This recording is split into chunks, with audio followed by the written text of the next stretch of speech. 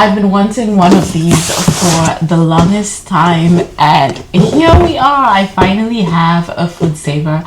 I wanted this because it's just gonna make my life so much easier when I'm meal prepping, so I can marinate my chicken, my fish, my meats in general, and just like vacuum seal them, and then everything retains its freshness.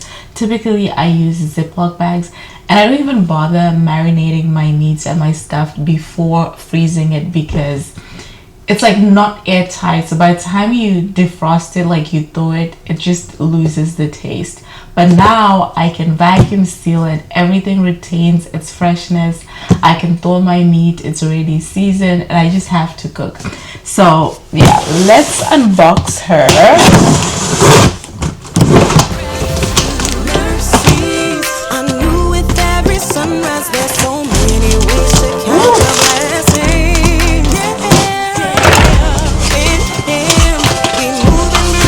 Okay, so there are a couple of things in here.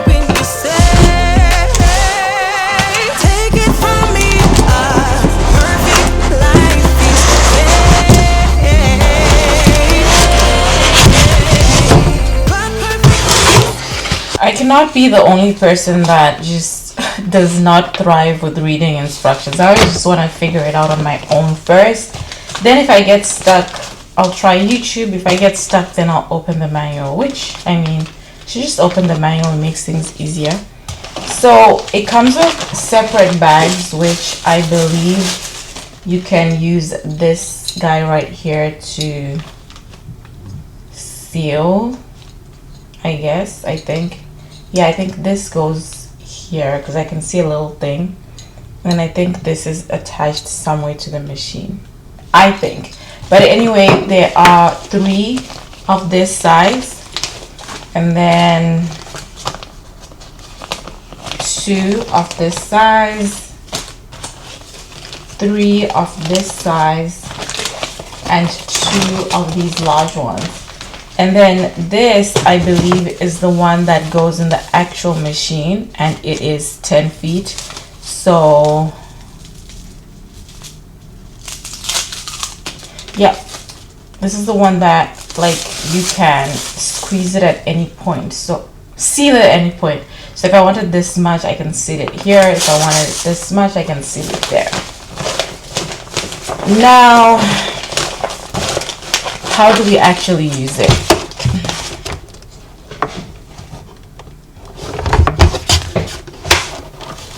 So I have some marinated chicken here, and we're gonna put this girl to the test and figure out how, I have figured out how it works. For these ones, it comes as one long thing, so I have to cut it here and then seal one side, put the contents, and then vacuum seal it.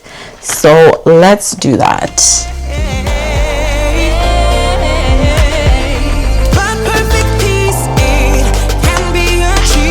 Then, sorry?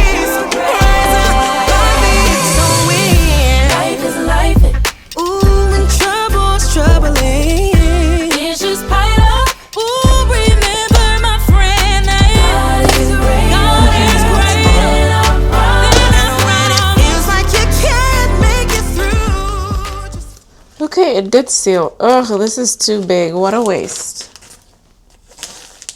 I should have put it here. So now I know. That's the thing.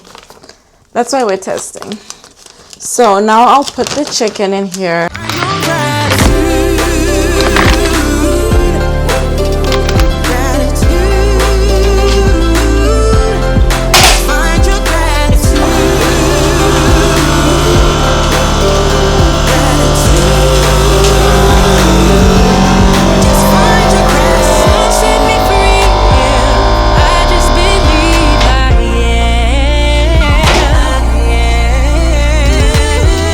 Vision is key.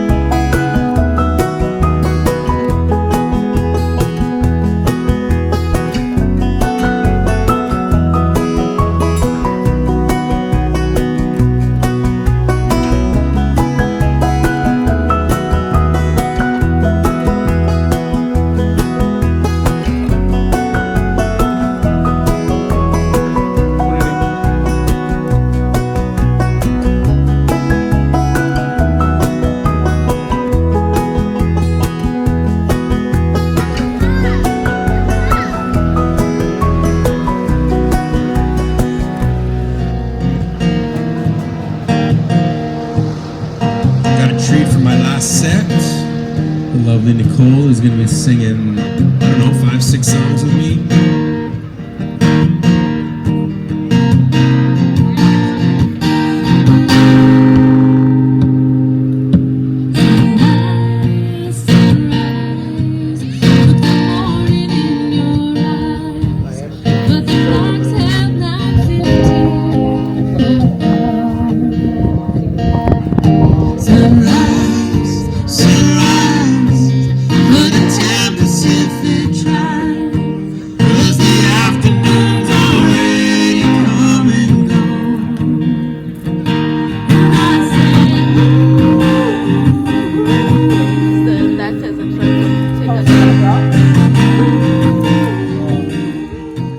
I got home really late last night and I didn't end up sorting these. Tried to fill this as much as I could because my plan was to fill them and then put them in one of these smaller vases.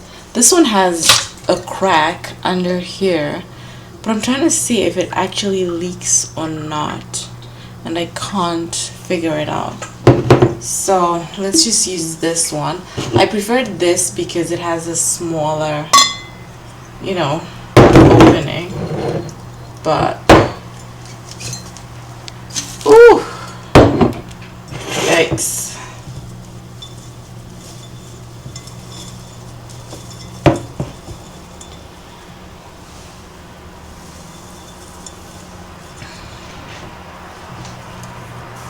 These smell so delicious. Well, I don't know if delicious is the word, but they smell really, really good. I wish you could smell them through the screen. So based on my research, my little research on lavenders, you, unlike like typical flowers, you'll put water to like maybe somewhere here. With lavenders, what I read is you just put about 1 inch of water and you just leave them. So my plan is to keep these alive for at least a week, let's say 7 days, and then after that I will start the drying process, and then I will dry them.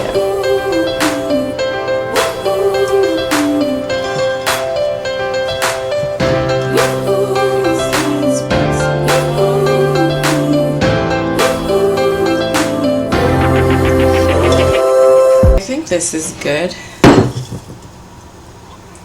This is about 1 inch. I have a couple of restocks I need to do.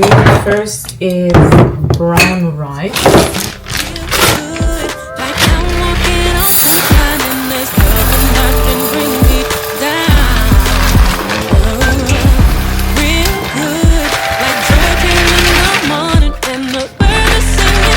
This is the rice I use. Uncle Ben's brown rice. Also need to fill the base.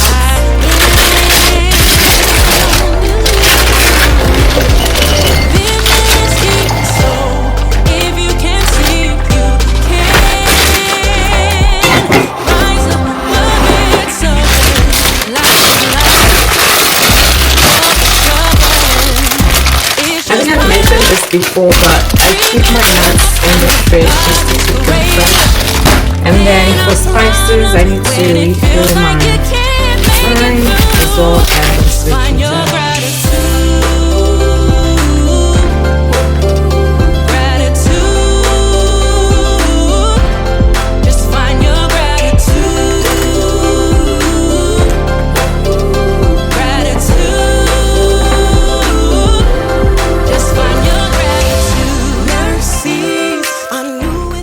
I wanted to fill my oil bottles as well, but for the olive oil there's really like no point. It's like probably somewhere here by now, so yeah, I'll just leave that. And then for the avocado oil, I need to clean the container. It's really dirty and I don't have time to do that right now, so we'll do that like tomorrow or some other time.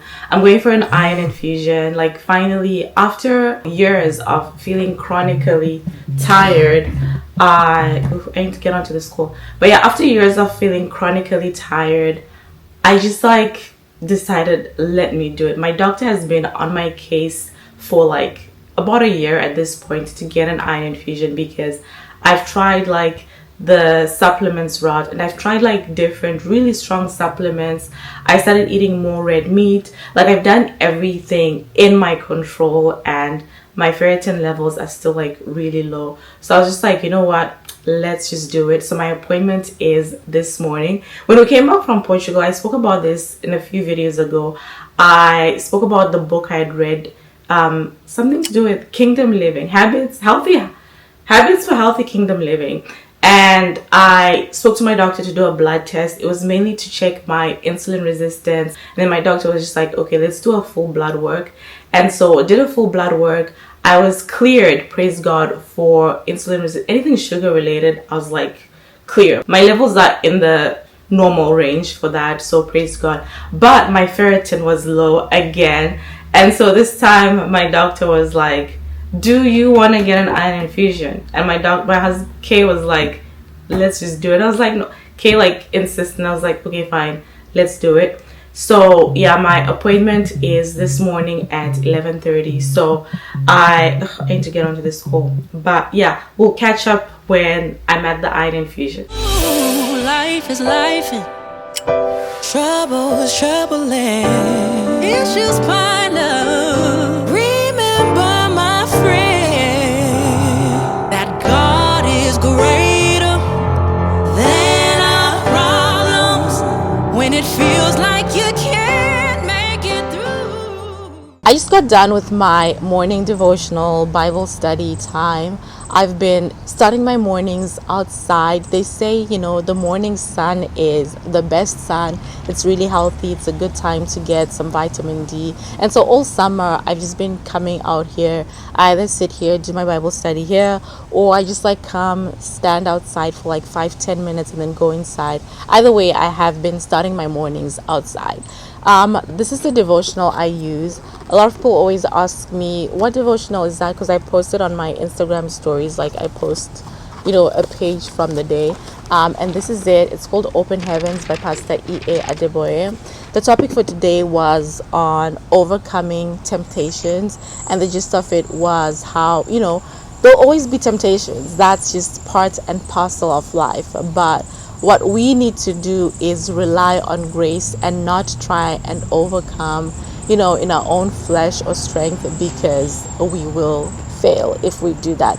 But Jesus has overcome, so yeah, let's rely on that. One of the things I try and do personally, if I'm in any situation, when I'm tempted to gossip about somebody or respond to gossip or whatever it is, I ask myself, okay, if Jesus was here in bodily form, I know like the Holy Spirit is always with us, but if Jesus was here and I could see him, like literally, would I say this thing? Would I respond in this manner? And I find that that has really helped me in a lot of circumstances. Anyway, I'm gonna head back inside. I want to unload the dishwasher, go take a shower, make us breakfast, and then just like get the day started. We didn't go to the gym this morning because I had my iron infusion yesterday. For those of you who are married, I don't know if your husbands are like Kay as well, but if the nurse says something, or if the doctor says something, or if the instructions of whatever thing say something, he's gonna want to follow it to a T. So I got my iron infusion done yesterday, and then at the end the nurse is like, okay, make sure you rest for the next 24 hours, don't do anything, just take it slow. Tell me why from the moment we got back home until I went to bed, I was confined to a couch, because Kay's like, the nurse said you shouldn't do anything. So I literally could not do anything, couldn't film, couldn't do anything. If I like bring out my laptop and start doing something, it's like, why are you on your laptop? Just like sit down and watch TV and do nothing. So I literally just spent yesterday watching TV, doing pretty much nothing. And so he was like, yeah, let's not go to the gym this morning. Maybe we can go like end of day after work, just so that, you know, you give your body the complete 24 hours to rest. The iron infusion experience was great. This was my second time getting an iron infusion. I got an iron infusion probably like, I think it was 4 or 5 years ago. But that time it was like in a hospital in the emerge. I like was feeling shortness of breath and whatsoever. Like, I was legit sick. I called 911. Ambulance came to get me. They checked my iron, and my iron was like critically like how are you still walking low? So they immediately gave me a blood transfusion and an iron infusion. But this time it was like at a private facility, it was at a private clinic, and it was a much better elevated experience, I would say. I mean, also like the emergency room one that I got, that was free, covered by OHIP. For this particular iron infusion, I've had to pay, I think it's total is coming up to around $500, because based on my weight they couldn't give me a full dose in one sitting. So I had one sitting yesterday, and so I'll have another sitting next week. So they break it up by about a week. For every sitting I have to pay $150. So $150 yesterday, $150 next week, so that's $300. And then the actual medication, so the iron that they're giving me, I forgot the name that they said it, but they said it's new to Canada. It's been used in the UK for about 10 years, but they're just starting it out in Canada. And so yeah, I had to pay for that. So total for that as well is like around 200 and something for the medication. But honestly, like, I'm not complaining. I think I really needed the iron, because I've just been feeling chronically tired. But today, like, I feel so good. I feel energetic. I feel good. So let's go inside. Let's get this day started.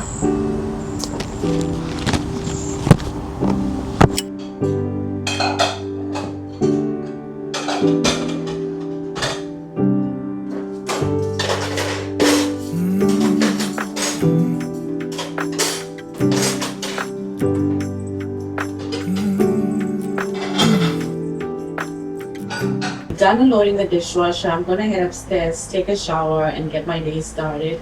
Thank you so much for spending this week with me. If you've not already, please like this video, give it a thumbs up, and I'll see you in the next video.